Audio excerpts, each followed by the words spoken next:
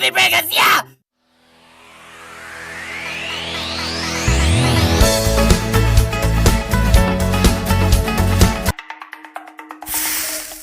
Sebuah kalimat menampar saya kemarin dalam diskusi dengan beberapa sahabat di bilangan Jakarta Timur ditemani gerimis. Hari itu, kalimatnya adalah percuma nih kayaknya si bosman bisnis membangun digitalisasi untuk UKM. Karena kayaknya saat ini pendukung investasi arahnya bukan ke masa depan digital, tapi mundur ke masa lalu non-digital. Kepala saya bingung arah pertanyaannya, namun dia meneruskan kalimatnya selaku peneliti ekonomi. Kita semua tahu bahwa 10 tahun dari sekarang atau tahun 2030 ke atas, di mana 80% produk di dunia akan dikuasai oleh UKM yang go global dan go digital. Perusahaan besar akan semakin mahal biaya overheadnya, sehingga untuk mutu yang sama, barang hasil usaha UKM akan lebih murah, lebih handal, dan jadi pilihan masyarakat. Dia melanjutkan monolognya. Sementara Anda, bosman, fokusnya sudah ke sana, membangun banyak platform. Tapi sekali lagi, arah dukungan infrastruktur investasi nasional dan pemerintah tidak sama sekali mendukung banyak digital. Kasian deh lu, saya masih leng-lengan, setengah paham dan bertanya, jadi apa sebenarnya yang terjadi?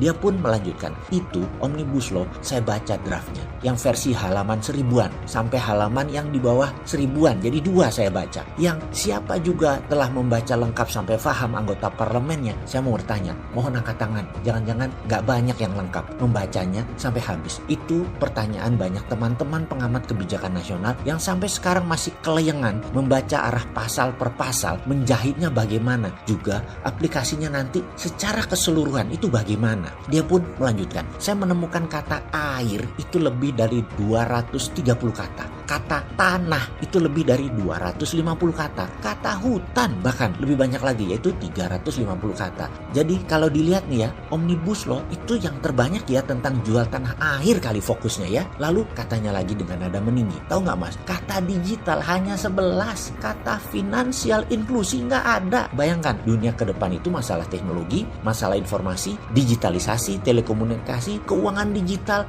hampir tidak tersentuh. Kira-kira kita bisa memajukan bangsa nggak tuh dengan undang-undang cipta kerjanya? Atau hanya menukar sedikit uang agar bisa masuk ke kantong dengan menghabiskan aset bangsa berupa sumber daya alam? Ini kalimat sangat menohok saya sebagai pemain digital kelas kampung setidaknya. Namun saya mau bilang apa? Itu fakta. Bayangkan, usaha untuk membangun UKM Santara dengan funding ke UKM-nya sudah jalan. Kemudian viralmu.id sebagai tool marketing, di mana kita tahu setiap UKM penting untuk bisa menjual produknya. UKM punya kendala klasik setelah pendanaan, yaitu branding, marketing, dan selling. Itu berusaha kita solusikan. Viralmu.id berusaha menjawab masalah tersebut dengan menyiapkan lebih dari 90.000 promoter atau reseller. Promoter pastinya bisa menjadikan banyak pengangguran, ahli status sosmed mendapatkan income sampingan dengan memviralkan produk UKM dan mereka dapat komisi. Target tutup tahun 2020 ini adalah 500.000 promoter yang akan membantu memviralkan produk UKM di viralmu.id. Bener deh, untuk dunia bisnis digital menjalankan bisnis tidak gampang. Banyak kendala teknis, database lah, server lah, koneksi internet lah, user experience, mahalnya SDM, sedikitnya SDM yang loyal, sedikitnya pilihan SDM yang militan dan kreatif, lalu tidak didukung lagi oleh infrastruktur